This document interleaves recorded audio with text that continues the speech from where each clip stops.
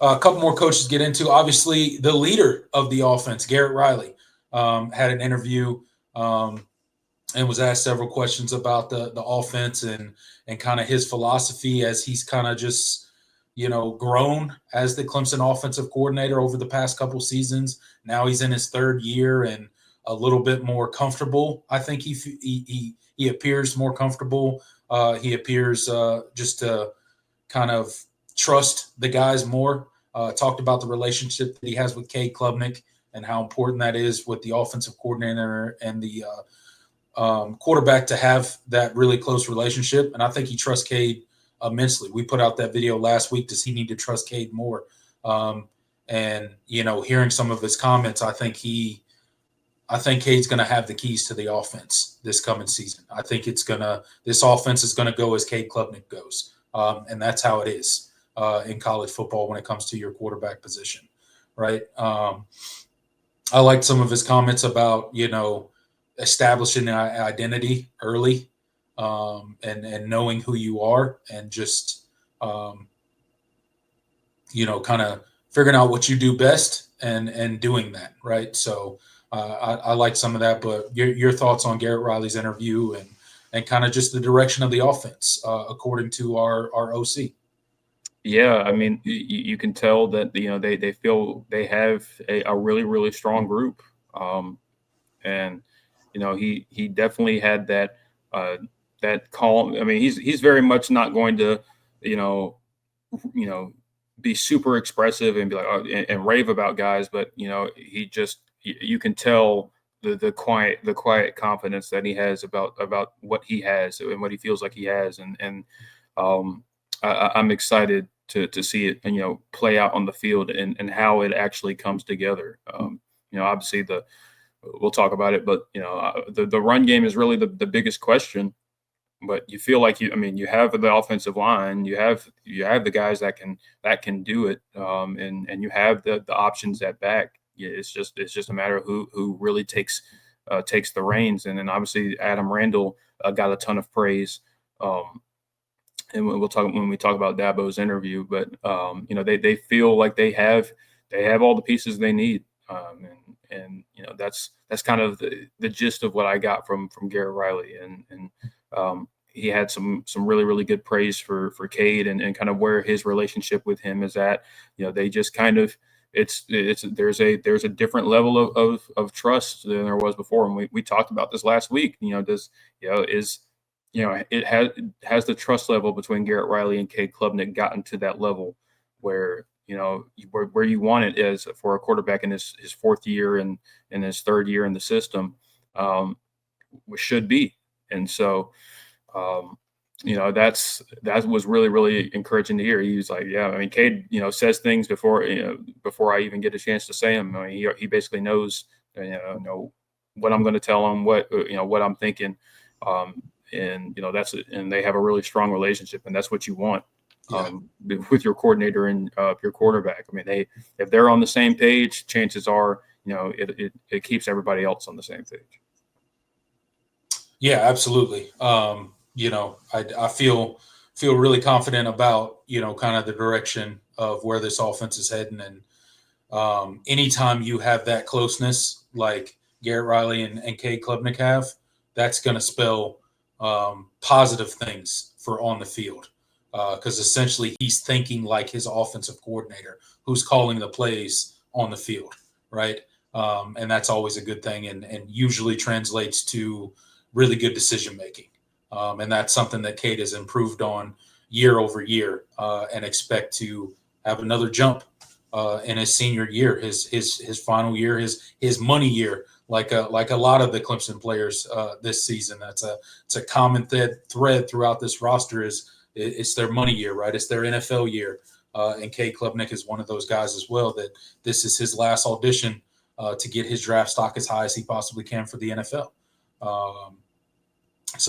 And then I guess last we'll talk about is the running back room. It's C.J. Spiller and the he's got his hands full, right? There's a lot of unknown in the running back room right now. Obviously, Adam Randall moved over, and Dabo had high praise for Adam Randall and basically told the media and anybody that was listening, like, hey, this is going to be one of the great stories in college football. Adam Randall of just perseverance and keeping your head down and continuing to grind and being a team player. And he expects Adam Randall to have a big season. That's what he communicated to the media this week. So, with that and hearing some of the things that the coaches are saying about Adam Randall, I'm excited to see him. It sounds like he is translated to the running back room very well. Obviously, Dabo mentioned that, this is not the first time he's played running back, right? Played some running back, obviously, before he arrived at Clemson. So it's not all new to him. So, and then you got a lot of guys behind him, right? You got Gideon Davison, you got Easy E, you got Jay Haynes when he finally gets back. And it sounds like his recovery is trending in the right direction and that he will be a participant in fall camp and he'll just kind of be on a pitch count, right? Him and Ari, I think, were the only two that were kind of mentioned as a pitch count entering fall camp, but everybody else is healthy and a full go, which is exciting. And that running back room, I think fall camp's going to go a long way in kind of figuring out where the depth's going to shake out. Where's that pecking order in the running back room? Right now, I feel pretty confident that obviously Adam Randall's going to run out there first. The question is, where's that pecking order fall behind him? Yeah, absolutely. And that's going to be the story with this team. I mean, when everything else is kind of secondary. I mean, we could talk about some of the other less pertinent concerns, but this is the one that it's like, okay, what are we going to get from this group? And I mean, the reviews of Adam Randall coming out of spring have been very, very telling about how they feel. But it's got to translate to the field. And that's the ultimate question with him, because he definitely looked the part against Texas in the limited opportunities he got.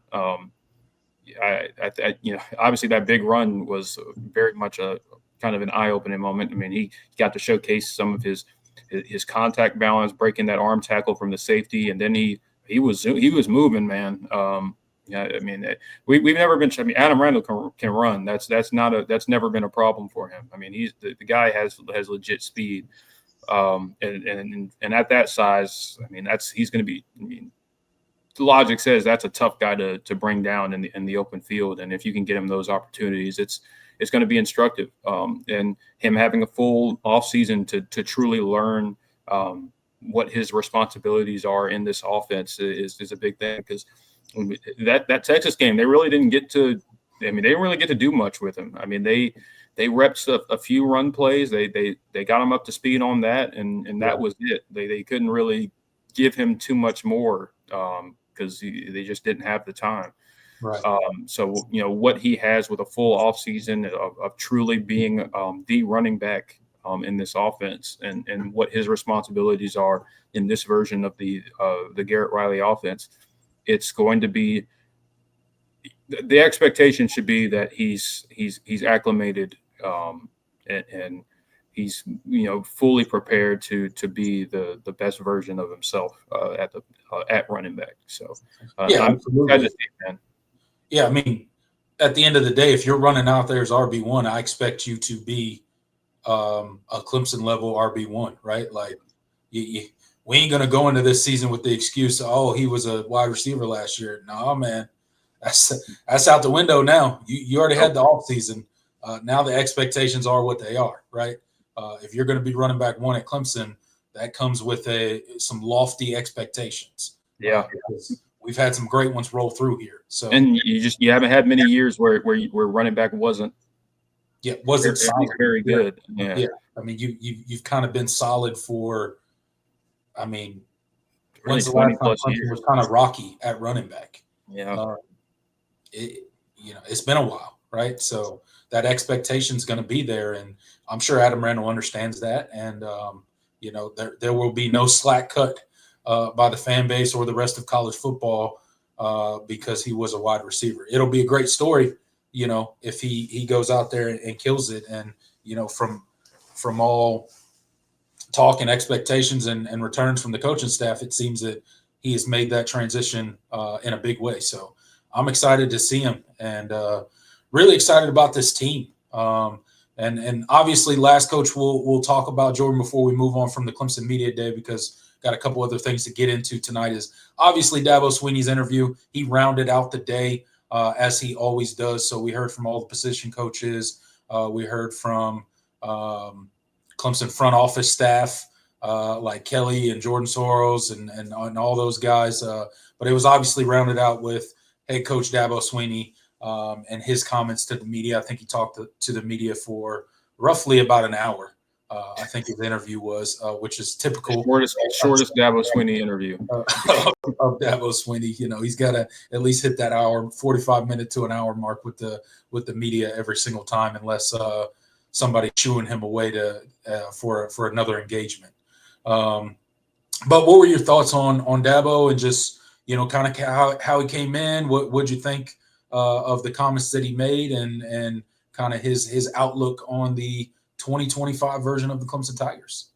Yeah, I mean, you could definitely feel his excitement for this group. You know, one of the things that obviously he emphasized was just the how good they are from a health standpoint. I mean, how many years in the last few years have we felt kind of iffy about where Clemson was from an injury standpoint? I mean, you really don't have many guys that are dealing with much. I mean, you know, Jay Haynes, of course, is rehabbing, but you know, he seems to be expected to be ready to go for fall camp. Like you said, on a pitch count. You know, Elijah Thurman's coming back from injury, and he seems to be in a really good place. Obviously, you know, Ari Watford and Logan Anderson are two true freshmen that are dealing with injuries, but you don't expect either of them to factor in this year anyway.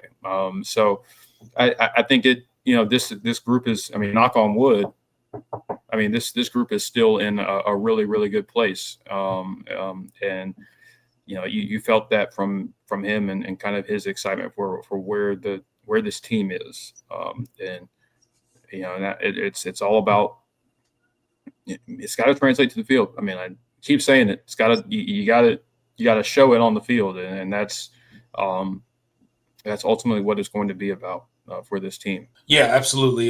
You know, the big thing that I took away from Dabo Swinney, he was relaxed, right? He was relaxed. He was having fun. He was cracking jokes. He was telling stories, taking pictures of the media before the press conference began. It seems like that he is enjoying the staff that he has put together. Oh yeah. That's kind of where I'm at with, you know, he just seems rejuvenated, relaxed, confident, feels really good about his team, obviously. But as good as he feels about his team, I think he feels better about his staff right now. I think he's very happy with the moves that he has made on his coaching staff and the experience that he's brought in. And I think it's making certain aspects of his job easier and more enjoyable now, that he doesn't have to maybe stretch himself as thin as he probably was when his staff was a little bit more inexperienced and needed a little bit more mentorship than his current staff. He's got a lot of former head coaches on staff right now, guys that have done it at a high level that can help him in a lot of ways, you know, because being the head coach of a college football program right now, man, like it's like none other. And it has evolved, and there's a lot more things that you're responsible for that you didn't used to be responsible for. So, yeah, that's my excitement, and that's where I think some of that calmness and that excitement is coming from Dabo Swinney is definitely his staff, but obviously the players as well. Clemson has a very good roster entering 2025 and should health prevail and certain things go our way, it should be a pretty big season for the Clemson Tigers. But I'm excited. I'm excited about ACC Media Days coming up. I'm excited about fall camp kicking off on the 31st. Football is getting ever so close, Jordan, and I cannot wait until August 31st when we're kicking it off versus LSU in Death Valley for a night game. That's going to be something special. Oh yeah, man. Yeah, I guess really the only thing that I didn't care for during Dabo's interview was him talking about punter. I mean, you just Oh yeah, yeah. We have to hit on that before we let the media day conversation go. yeah. He basically laid it out there. He said, "I didn't go get a punter in the portal. I think we're going to be just fine. And if I'm wrong, basically you guys can come after me. So be careful We what you will. be careful what Yeah. you wish for, Be Dabo. careful what you wish for. This Clemson fan base can be they can get a little testy when things don't go our way. So let's hope that Jack Smith's got it, and Yeah. he's gonna find the consistency that has eluded him up to this point. Yeah, man. Just we'll see, man. Yeah, We will see. yeah, Obviously the hope is that you're not punting too much this year. So I that's mean, right. I guess Yeah, yeah, that's the uh, that's the silver lining. If the offense is yeah, as good as we think it can be, then yeah, you won't be punting all that much. But you still want to have that in your back pocket, I guess. So we'll see. He's more confident than I am, he's much more and confident than I think any of us are, yeah, specifically on the punting game. Hey, I'm with you with the rest of the team. The punter situation, I don't know. I'm not there. Uh, no, I'm not there on that one, but it remains to be seen. He's vouching for it, so we shall see. But we will come a calling if it don't work out. oh yeah, No doubt about that. he But he, we'll he go told us ahead. what to do if it don't. So He told us we could, so he can't yell at us this time yeah, and say that we're being ungrateful. yeah, Okay, he told us we could. Uh, you heard that, Tyler from Spartanburg. He yeah, said we yeah. could. He Uh, said you could do it. You he said call we him could do it.